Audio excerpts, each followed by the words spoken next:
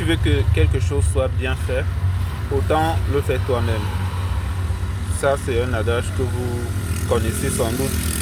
Vous avez entendu parler de ça tous les jours dans des films, de la bouche de votre boss et de vos parents, par exemple, quand ils vous confient une tâche et que vous ne faites pas la tâche comme il avait voulu, il vous sort souvent cette phrase-là.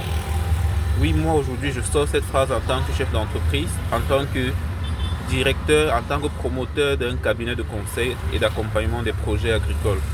Nous avons justement, dans le quotidien de notre activité, la charge et la responsabilité de mener le projet de nos clients jusqu'au succès, de mener leurs investissements, de sécuriser leurs investissements afin de garantir non seulement le succès du projet, mais aussi la rentabilité et le retour sur investissement.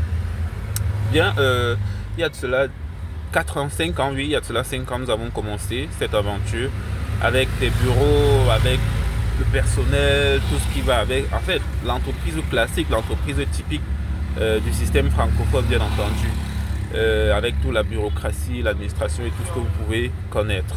Mais alors, ces dernières années ont justement été les années les plus difficiles chez nous, les plus difficiles pour moi, le promoteur, parce que bien que nous avons eu des clients, c'était bien entendu les débuts, donc on pouvait aussi parler d'une certaine inexpérience, mais lorsque normalement vous avez la compétence, on ne peut pas trop parler d'inexpérience.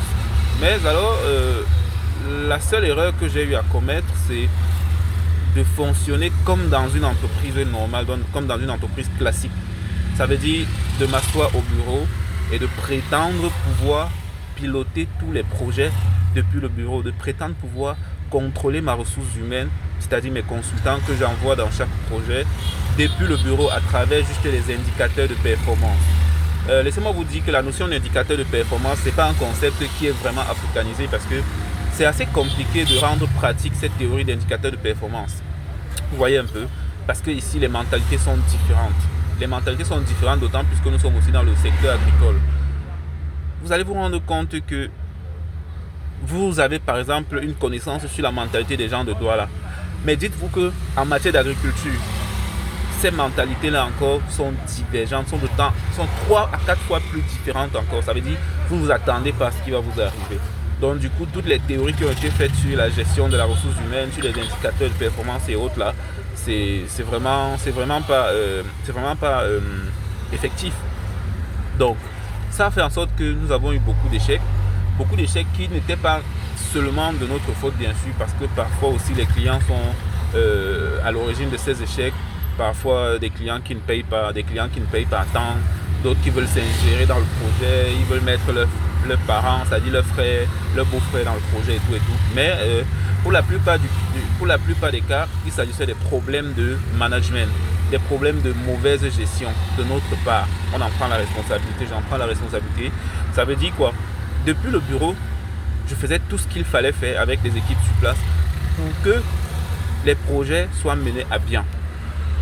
Mais sauf que vous confiez par exemple de l'argent à un technicien ou à un consultant, disons ça, du cabinet, d'aller gérer un projet sur le site et puis ça en va, il le fait à demi. S'il devait payer 100 000 pour la main d'œuvre, il s'en va, il négocie encore plus bas et puis ces gens-là finissent par accepter parce que lui veut gagner un plus. Et maintenant ces gens ont accepté finalement et ils se rendent compte après que le travail a dépassé l'argent. Donc ils fuient, ils se barrent, ils s'en vont avant la fin du projet. Et du coup, ça commence à générer des imprévus. Des imprévus qui s'enchaînent parce que ça crée un cercle vicieux d'imprévus qui s'enchaînent. Et puis, en fin de compte, on se rend compte que le projet devient bancal. Le projet devient déséquilibré. Et en fin de compte, soit le client décide d'arrêter, soit c'est nous qui n'atteignons pas les objectifs qu'on a promis au client. Donc, on a accumulé ce genre d'expérience-là juste parce que j'ai laissé un certain laisser-faire. En fait, j'ai autorisé un certain laisser-aller. Ça veut dire j'ai fait confiance à des équipes. Parce que quand vous recrutez quelqu'un, vous lui donnez une responsabilité. C'est parce que la personne justement doit pouvoir réaliser ça et vous rendre compte. Ça, c'est ce qui doit se faire normalement en temps normal. Mais ce n'est pas toujours le cas. Mais maintenant, il est question, comme j'ai dit depuis le début de cette année 2024, en 2024, il n'est plus question d'investir pour échouer. Parce que nous avons déjà toute la compétence nécessaire pour que l'investissement que vous nous confiez soit un succès. Nous avons cette matière grise-là. Nous avons cette compétence, nous avons cette ressource, que ce soit ressources intellectuelles, ressources humaines, c'est-à-dire la force de travail et aussi l'expérience, parce que de par tout ce que nous avons eu à traverser, nous avons beaucoup appris. Donc, il n'est plus question qu'on investisse en 2024 avec nous, avec Camé Agricom, pour perdre.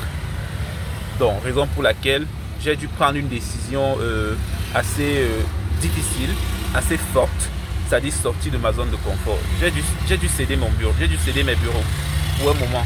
J'ai cédé mes bureaux, pourquoi? Parce que lorsque je m'asseyais au bureau, j'avais déjà, c'est climatisé, hein, j'avais déjà cette paresse-là, parce qu'il fallait que je délègue. Quand je m'asseyais, c'était pour déléguer les tâches, et puis voilà, je me suis dit, il faut offrir ce qu'il y a de mieux à nos clients.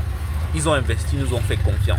On doit se sacrifier pour pouvoir leur restituer ça. Et donc, j'ai dit, on met une pause sur le bureau. Les équipes que nous recrutons, ce sont des équipes par projet. Donc, en fonction des projets qui sont lancés, on recrute une équipe qu'on affecte dans le projet.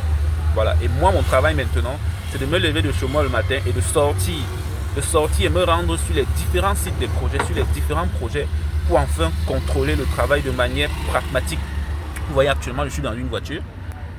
Parce que, bon, voilà, il faut livrer un certain matériel et arriver à contrôler les gens qui sont en train de travailler sur la construction de 2 C en bambou à Edea. J'y vais.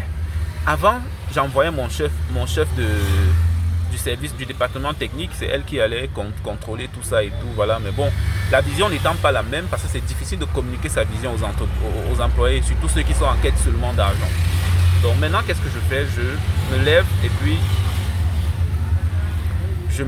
et puis j'y vais. Voilà, j'y vais et je rentre, je continue mes activités. Ce qui est sûr, quand j'y vais, s'il y a un problème, je le résous directement.